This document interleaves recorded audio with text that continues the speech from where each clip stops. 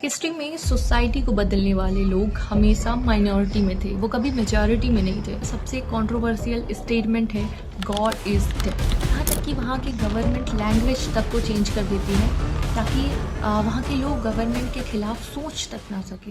History में जितने भी लोगों ने सोसाइटी को क्वेश्चन किया, या तो उन्हें जहर पिला दिया गया, या फिर उन्हें जेल में डाल दिया गया, या फिर उन्हें पागल कह दिया गया। लेकिन इससे भी ज्यादा शॉकिंग बात तो ये है कि आज भी ज्यादातर लोग सोसाइटी को क्वेश्चन नहीं करते हैं। लोग देखते हैं कि कई रूल्स अनफेयर हैं, कई ट्रेडिशंस इरेशनल है, लेकिन फिर भी लोग उन्हें ब्लाइंडली फॉलो करते हैं। इमेजिन करो तुम एक रूम में बैठे हो और वहाँ 10 लोग एक ही चीज को सच कह रहे हैं, लेकिन तुम्हें पता है कि वो गलत है। तो क्या तुम अकेले खड़े होकर कहोगे कि बाकी सब गलत है, या तुम वही बोल दोगे जो बाकी बोल रहे हैं? यहीं से शुरू होती है हर्ड मेंटेलिटी। तो आज हम समझेंगे why most people never question a society. Human brain का गोल ट्रुथ डिस्कवर करना नहीं होता है। ह्यूमन ब्रेन का प्राइमरी गोल होता है सरवाइव करना। हजारों साल पहले इंसान का सर्वाइवल ग्रुप पे डिपेंड करता था। अगर किसी को ट्राइब से निकाल दिया जाता था तो सर्वाइवल ऑलमोस्ट इम्पॉसिबल हो जाता था। इसीलिए हमारा ब्रेन अवॉइड करता है ऐसे आइडियाज जो ग्रुप से कॉन्फ्लिक्ट करें। हिस्ट्री में शायद ही कोई ऐसा थिंक कर रहा हो जिसने सोसाइटी से क्वेश्चन करने की इतनी बड़ी कीमत चुकाई हो जितनी सोक्रेट्स ने चुकाई। सुकरात एंशिएंट ग्रीस के फिलोसोफर थे और इन्हें अक्सर फादर ऑफ वेस्टर्न फिलोसॉफी भी कहते हैं। लेकिन इंटरेस्टिंग बात यह है कि इन्होंने कोई किताब नहीं लिखी। इनकी फिलोसॉफी बस एक चीज पे बेस्ड थी, क्वेश्चंस। वो पावरफुल लीडर्स, पॉलिटिशियंस, टीचर्स से पूछते थे कि आप जो मानते हैं उसका रीजन क्या है। तरीके को आज सोक्रेट्स मेथड कहते हैं और उनका मानना था कि the unexamined life is not worth living. मतलब अगर हम अपने ट्रेडिशंस और बिलीव्स को क्वेश्चन नहीं करते तो हम कॉन्शियस लाइफ नहीं जी रहे हैं। लेकिन सोसाइटी को ये पसंद नहीं है और सोक्रेट्स पर ये इल्जाम लगा कि वो युवाओं को करप्ट कर रहे हैं। तो 399 बीसी में कोर्ट ने उन्हें 2 ऑप्शन दिया। पहला, या तो तुम फिलोसॉफी छोड़ दो, दूसरा, या तो तुम अपनी मौत स्वीकार कर लो। लेकिन फिर सोक्रेट्स ने दूसरा ऑप्शन चुना। उन्होंने कहा यदि मैं अपने विचार को छोड़ दूं, अपने आइडिया को छोड़ दूं, मैं सवाल पूछना छोड़ दूं, तो मैं अपने ही विचारों के खिलाफ जीऊंगा। फिर उन्हें हेमलॉक पॉइजन पीने की सजा दी गई। सबसे शॉकिंग बात तो ये है कि सुकरात के स्टूडेंट्स ने भागने का प्लान भी बनाया था, पर सुकरात ने भागने से मना कर दिया और उन्होंने कहा कि अगर मैं अपने प्रिंसिपल के खिलाफ भाग जाऊं तो मेरी फिलॉसफी का क्या मतलब रह जाएगा आखिर। और फिर उन्होंने पॉइजन का कप उठाया और कामली पी लिया। उस दिन सुकरात मर गए, लेकिन उनका एक सिंपल आइडिया आज भी फिलोसॉफी की फाउंडेशन है कि ट्रुथ सवालों से शुरू होता है। And the second reason is herd mentality. तो जर्मन दार्शनिक फ्रेडरिक नीत्शे ने इस पॉइंट को बहुत क्लियरली समझाया है। इन्होंने कहा कि ज्यादातर लोग इंडिपेंडेंट थिंकिंग नहीं करते, ज्यादातर लोग बस सोसाइटी के रूल्स फॉलो करते हैं। और नीत्शे ने ऐसे लोगों को कहा द हर्ड, मतलब भीड़। इनके अनुसार सोसाइटी में 2 तरह के लोग होते हैं। पहले वो जो सोसाइटी के रूल्स को ब्लाइंडली फॉलो करते हैं, और दूसरे वो जो अपनी वैल्यूज खुद क्रिएट करते हैं। इनका सबसे कंट्रोवर्शियल स्टेटमेंट है गॉड इज डेड। लेकिन इसका मतलब ये बिल्कुल नहीं था कि वो कहना चाह रहे थे कि गॉड लिटरली मर गया है। उनका पॉइंट ये था कि मॉडर्न सोसाइटी में लोग पुराने बिलीफ्स फॉलो तो करते हैं लेकिन उन्हें समझते नहीं है। मतलब लोग ट्रेडिशन फॉलो करते हैं लेकिन रीजन नहीं समझते। और ये सिर्फ कोई फिलोसॉफी की बात नहीं है, ये डेली लाइफ में होता है। मुझे याद है कि मैंने 1-2 बार घर पे कुछ ट्रेडिशंस के बारे में पूछा कि ये क्यों होता है या फिर ये हम क्यों करते हैं, तो मुझे बहुत सेटिस्फाइंग जवाब नहीं मिले। मुझे कुछ जवाब तो ऐसे मिले कि ऐसा ही होता है, लोग करते आ रहे हैं, या फिर ये हमारे घर की परंपरा है। कुछ जवाब होते हैं सेटिस्फाइंग, बट अधिकतर जवाब लॉजिकल नहीं होते। और इसमें ऐसा बिल्कुल नहीं कि हमारे पेरेंट्स की गलती है।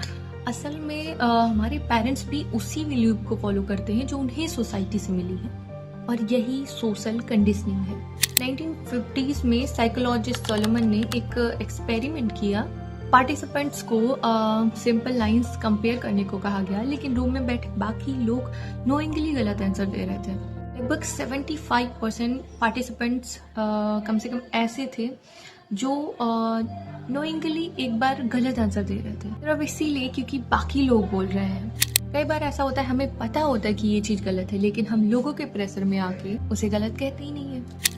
फिर 1960s में साइकोलॉजिस्ट स्टैनली मिलग्राम ने भी एक एक्सपेरिमेंट किया जिसमें उन्होंने कहा कि जो भी गलत आंसर दे जो स्टूडेंट, उसे इलेक्ट्रिक शॉक देना है। असल में शॉक मशीन फेक थी, लेकिन पार्टिसिपेंट्स को ये नहीं पता था। रिजल्ट, लगभग 65% स्टूडेंट्स लगभग मैक्सिमम वोल्टेज तक शॉक देने को तैयार हो गए। क्यों? सिर्फ इसीलिए क्योंकि उन्हें अथॉरिटी फिगर ऐसा करने को कह रहा था। और इन एक्सपेरिमेंट से पता चलता है कि कई बार इंसान अथॉरिटी और भीड़ को ब्लाइंडली फॉलो करता है। भारतीय क्रांतिकारी भगत सिंह ने लिखा था, अंधविश्वास और बिना सोचे किसी बात को मान लेना एक तरह की मानसिक गुलामी है। एक और एग्जाम्पल है इसका, राजा राम मोहन रॉय।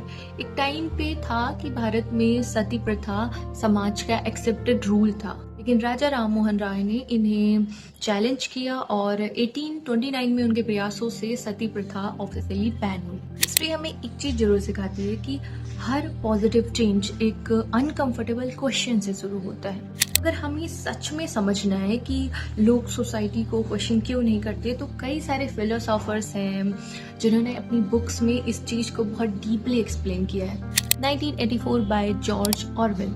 इस नॉवेल में एक स्टोरी दिखाई गई है जिसमें एक डिस्टोपियन वर्ल्ड दिखाया गया है, जिसमें गवर्नमेंट वहाँ के लोगों की थिंकिंग तक कंट्रोल करती है।